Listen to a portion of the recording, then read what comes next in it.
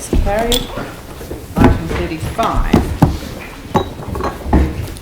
Development Christchurch update. Welcome.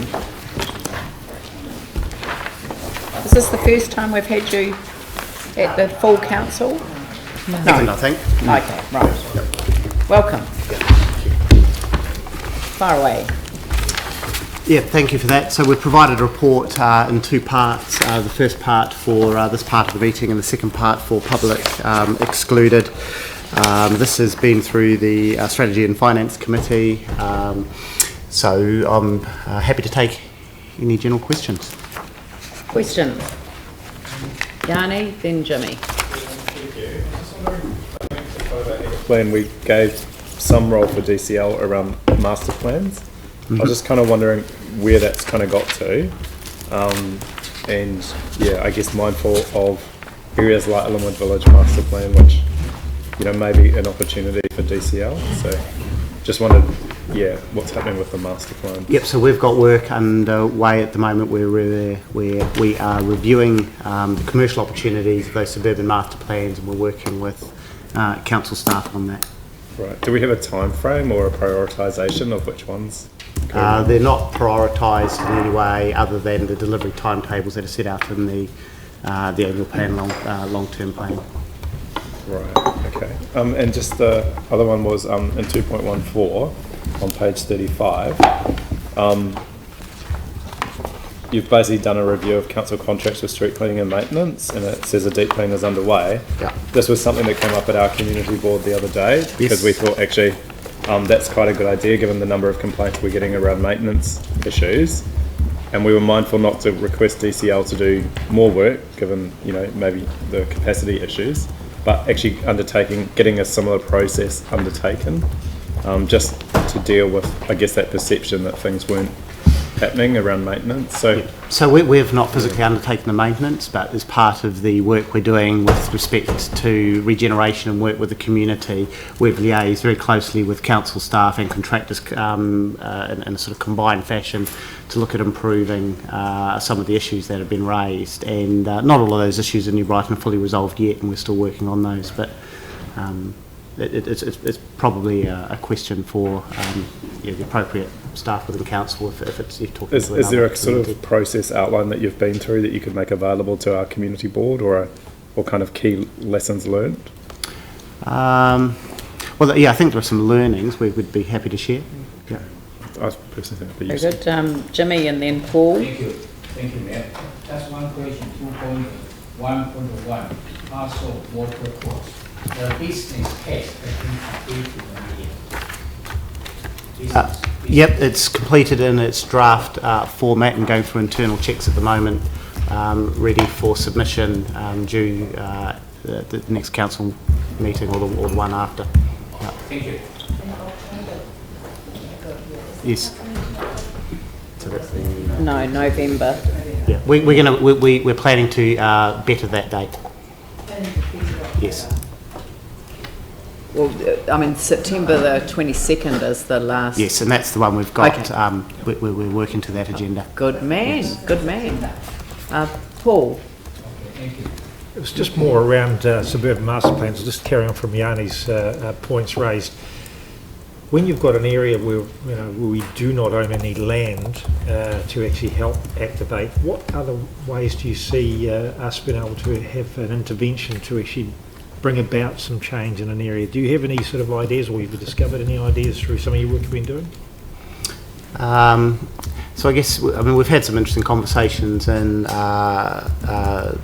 with some of the business community within some suburban shopping centres, and one in particular which sits outside a suburban master plan area, and it's looking to sort of just map what's there at the moment and how that how the various offerings the tenancies complement each other. There's an interesting sort of thing going on with some of the banks and how they look to rationalise their offerings, and those can be quite a significant cornerstone tenant to some of those local communities.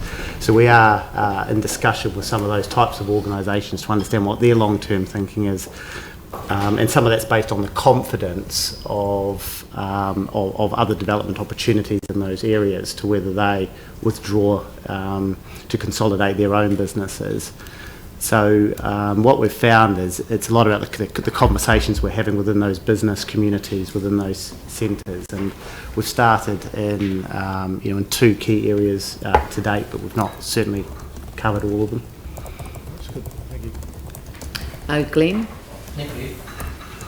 Thanks, Rob. Just to let you know, receiving some strong feedback in the quick wins section 2.1.4 over the basics, the rubbish bins. So, where that line is between personal and council responsibility, I'm not sure, but we continue to see pictures of overflowing rubbish bins. I'm not saying it's our fault, but we're being presented with that. I've tried to push on seagull-proof bins through the board for the whale pool, so we have some already, but we need some more. So just to let you know that, I think it's the things like the bins in the toilets, if we can get that right with our staff, that would go a long way to...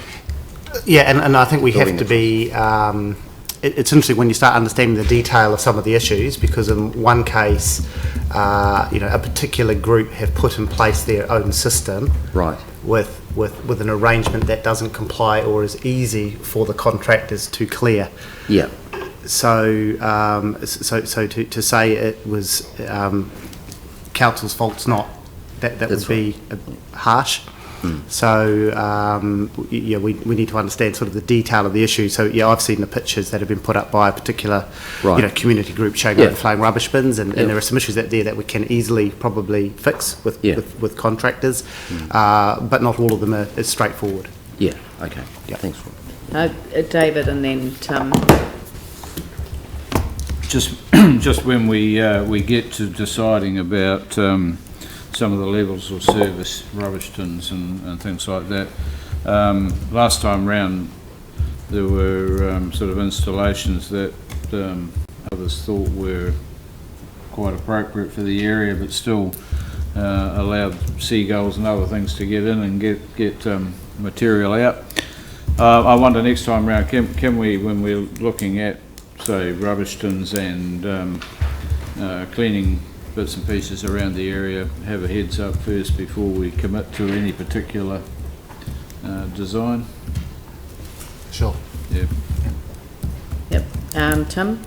Hello, thank you. And just under the Quick Wins 2.1.4, the Pokemon Go initiative, I think it's outstanding.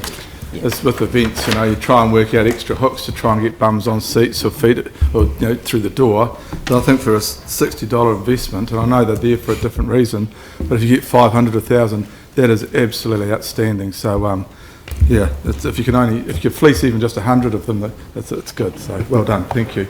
Thank you. Very good. Okay. Ralph, would you like to move that we receive the report? Seconded by Jimmy Chen. Put that motion. All those in favour say aye. Those opposed say no. That's carried. Thank you very much.